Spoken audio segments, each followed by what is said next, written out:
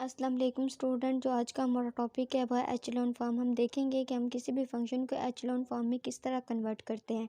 सबसे पहले हम ये देखेंगे कि एचेलॉन फॉर्म बेसिकली होती क्या है। कोई भी फंक्शन एचेलॉन फॉर्म में तब होगा जब वो इन 3 कंडीशन को सेटिस्फाई करेगा। जो हमारे पास सबसे पहली कंडीशन है वो हमारे पास है all non zero rows are above any rows of all zero, कि हमारे पास अगर मैट्रिक्स में कोई भी ज़ीरो रो है तो वो हमेशा हमारे पास सबसे बिलो होनी चाहिए। देख लेते हैं, जैसे हमारे पास हमने एक एग्जांपल ली है, ये देखें हमारे पास इसमें एक ज़ीरो रो है जो हमारे पास सबसे बिलो है। तो हमारे पास इस मैट्रिक्स में हमारे पास जो पहली कंडीशन है वो हो जाती है सेटिस्फाई। अब अगली कंडीशन देखते हैं। अगली कंडीशन हमारे पास कहती है ईच लीडिंग एंट्री। जो हमारे पास दूसरी लाइन है उसमें हमारे कह रहे हैं each leading entry of a row is in a column to the right of the leading entry of the row above it. इसमें आपको पहले बेसिकली एक टर्म पता होना चाहिए, लीडिंग एंट्री क्या होती है। लीडिंग एंट्री हमारे पास ये कोई भी मैट्रिक्स है, इसमें हमारे पास जो ये वाली फॉर्म होती है ये हमारे पास इसकी लीडिंग एंट्री होती है। जैसे कि ए बी एंड सी, इसमें हमारे पास लीडिंग एंट्री है।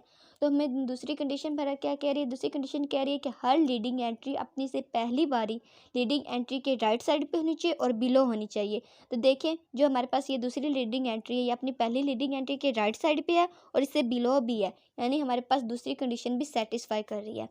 अब हमारे पास जो तीसरी कंडीशन है वो क्या कहती है, वो कहती है all entries in a column below the leading entry are zero, कि हमारे पास जो भी लीडिंग एंट्री है इनके जो बिलो वाइज कॉलम है, यानी कि हमारे पास leading entry A B C है, इसके बिलो वाइज जितने भी कॉलम है वो हमारे पास ज़ीरो होने चाहिए। ये देखें, फर्स्ट देखें ये लीडिंग एंट्री इसके बिलो कॉलम ज़ीरो है, ये दूसरे देखें बी और इसके बिलो कॉलम ज़ीरो है, सी और इसके बिलो कॉलम ज़ीरो, यानी हमारे पास तीनों कंडीशन सेटिस्फाई है। यानी कि ये जो हमारे पास मैट्रिक्स है A zero zero zero B zero zero zero C and zero zero zero, ये हमारे पास क्या है, ये हमारे पास एचेलॉन फॉर्म में है। हमारे पास तीनों कंडीशनें सेटिस्फाई करेंगे। अब हम सीखेंगे किसी भी फंक्शन को हम एचेलॉन फॉर्म में कन्वर्ट कैसे करते हैं। अब हम सीखेंगे कि हमारे पास कोई भी फंक्शन है इसको हम एचेलॉन फॉर्म में कैसे कन्वर्ट करते हैं। अब एचेलॉन फॉर्म में कन्वर्ट करने से पहले हमें ये पता होना चाहिए कि हम फंक्शन को ऑगमेंटेड मैट्रिक्स में कैसे ले जाते हैं। ऑगमेंटेड मैट्रिक्स,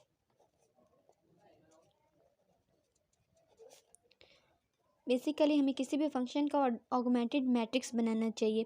एचेलॉन फॉर्म में कन्वर्ट करने के पास हमारे लिए 3 स्टेप्स होते हैं। सबसे पहले हम फंक्शन को ऑगमेंटेड मैट्रिक्स में कन्वर्ट करते हैं, उसके बाद उसको मज़ीद एचेलॉन फॉर्म में कन्वर्ट करते हैं। तो हम एचेलॉन पहले उसको ऑगमेंटेड मैट्रिक्स में कन्वर्ट करते हैं। ऑगमेंटेड मैट्रिक्स में कन्वर्ट करने का ये हमारे पास तरीका है। जो हमारे पास वेरिएबल के साथ कॉन्स्टेंट होते हैं उनको लिखना होता है। जैसे यहाँ पे एक्स के साथ 1 है, यहाँ पे एक्स नहीं है तो यहाँ पे 0, यहाँ पे एक्स के 1 के साथ -4। इसी तरह हम तमाम वेरिएबल के कांस्टेंट को लिख लेते हैं।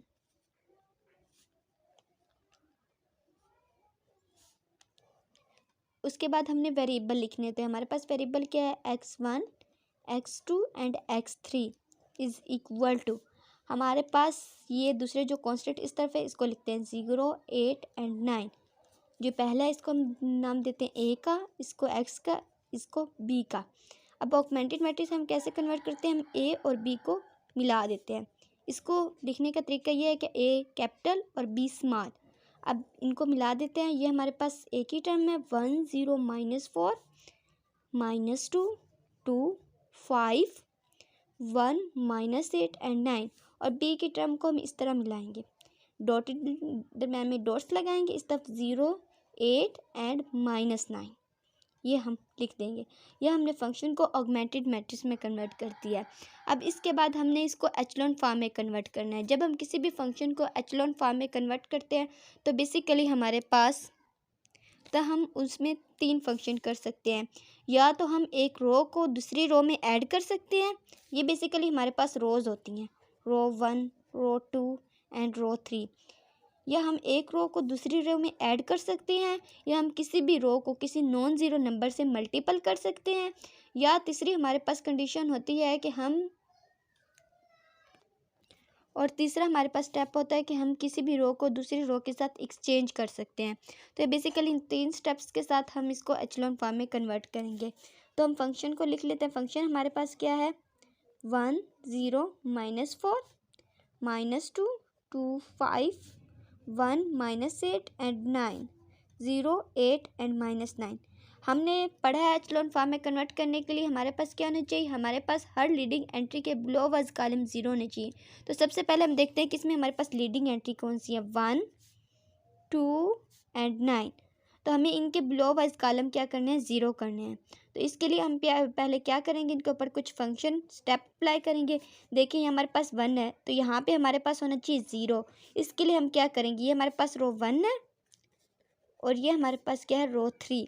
तो हमने किस में चेंजिंग करनी है, हमने रो 3 में चेंजिंग करनी है। तो हम पहले लिखेंगे रो 3 प्लस 4R1, यानी कि हम रो 1 को 4 के साथ मल्टीप्लाई करेंगे और उसको रो 3 में ऐड करेंगे तो जवाब हमारे पास क्या आएगा, 0। तो हमने स्टेप पूरी रो पे करना होता है, सिर्फ एक एलिमेंट पे नहीं। देखिए 1 0। अब देखो रो 1 को 4 के साथ मल्टीप्लाई किस में ऐड किया, हमारे पास क्या हो गया, 0। ये -2, ये 2। अब रो 1 को हमने 4 के साथ मल्टीप्लाई किया, 4 2 ज़र -8, -8 प्लस 5 -3। इसी तरह 1 -8 4 और प्लस 9 हमारे पास हो जाता है 13। इसी तरह ये सेम स्टेप हम इस तरह भी करेंगे, इसके साथ 0 8। अब 0 के जिस नंबर से मल्टीप्लाई करें जवाब 0 आता है, इसमें ऐड करेंगे हमारे पास ये -9 ही रहेगा। ये हमारे पास हो गया फर्स्ट स्टेप। अब हम क्या करेंगे, हमारे पास ये जो रो 2 है, ये रो 2 पूरे हमारे पास 2 पे डिवाइड हो रही है। हमें यहाँ पे 1 चाहिए क्योंकि 1 से हम नीचे वाले को आराम से 0 कर सकते हैं। जैसे हमारे पास यहाँ पे 1 था, 1 से हमने बिलो वाइज कॉलम आराम से 0 कर ली। वैसे आप 2 से भी कर सकते हैं, लेकिन अगर हम इसको 1 बना ले तो हमारे लिए ज़्यादा ईजी हो जाता है। तो हम क्या करेंगे, रो नंबर 2 को हम मल्टीप्लाई करेंगे 1/2 से। तो रो 2 को हम मल्टीप्लाई करते हैं 1/2 से, 1 ये 0 ये 0 -2।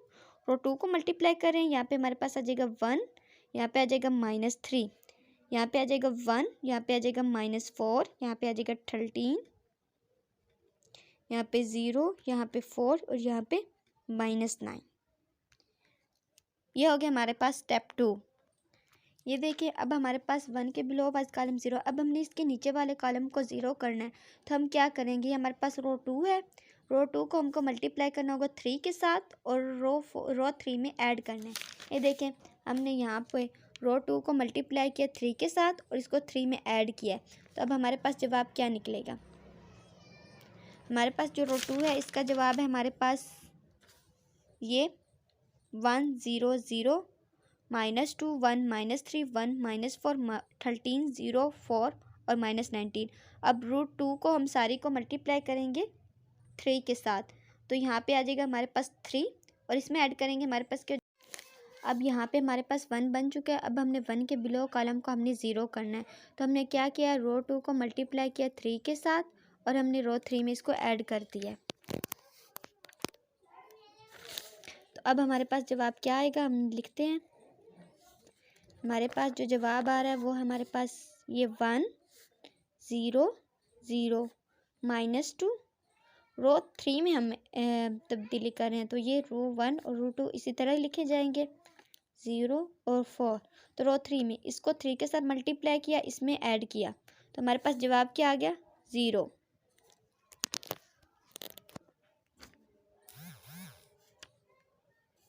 उसके बाद हमने इसको 3 के साथ मल्टीप्लाई किया, 4 3 -12 प्लस 13 हमारे पास आ गया 1। इसके बाद इसको मल्टीप्लाई किया, 4 3 12 12 -9 3।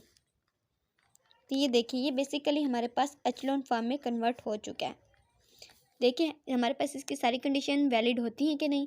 पहले हमारे पास कंडीशन थी कि इसके बिलो वाइज तमाम कॉलम 0 होने चाहिए, इसमें अगर कोई एक 0 रो है तो वो सबसे लास्ट पे आनी चाहिए।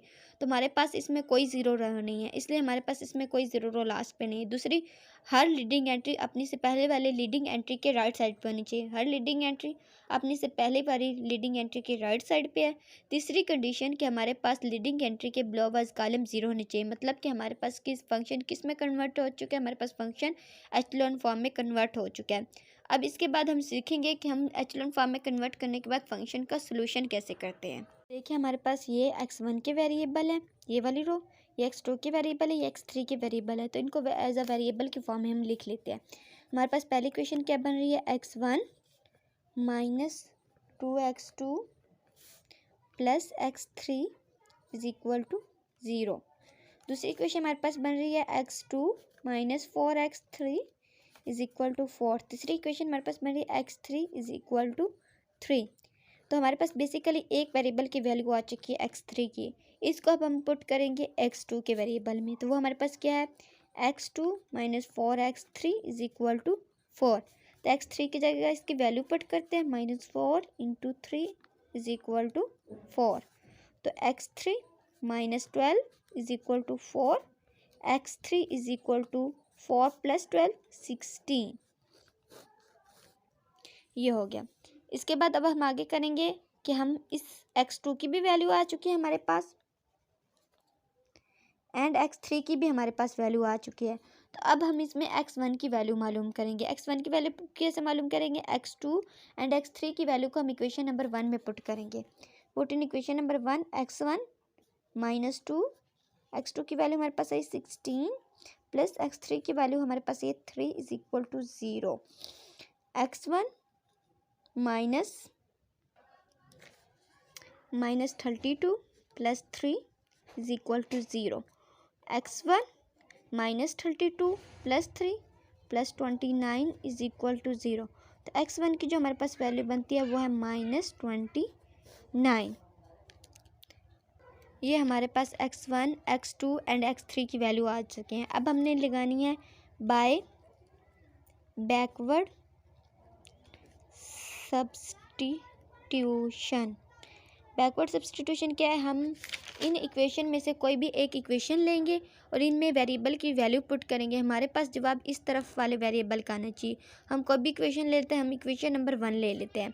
वो हमारे पास क्या है, x1 minus 2x2 plus x3। तो हम लगाते हैं x1 minus 2x2 plus x3 is equal to 0। तो अब इसमें हम x1 x2 एंड x3 की वैल्यू पुट करेंगे। x1 की हमारे पास वैल्यू आई थी 29 माइनस 2, x2 के हमारे पास वैल्यू आई थी 16 plus 3 is equal to 0। 29 minus 32 plus 3, तो हमारे पास इसका जवाब 0 आता है। मतलब ये इक्वेशन हमारे पास सेटिस्फाई कर गया। इसका मतलब है कि यही इसका सोल्यूशन था। बेसिकली एचलॉन फॉर्म हम क्यों लगाते हैं, एचलॉन फॉर्म हम इसलिए लगाते हैं, बेसिकली आगे हमारे पास 2 इक्वेशन होती थी, उनका हम आराम से सोल्यूशन मालूम कर लेते थे। लेकिन अब हमारे पास 2 से ज़्यादा इक्वेशन होती हैं, 3 होती हैं, 4 होती हैं, तो उनके सोल्यूशन हम आराम से नहीं निकाल सकते। तो उनके सोल्यूशन निकालने के लिए हम एचलॉन फॉर्म का यूज़ करते हैं। अल्लाह हाफिज़।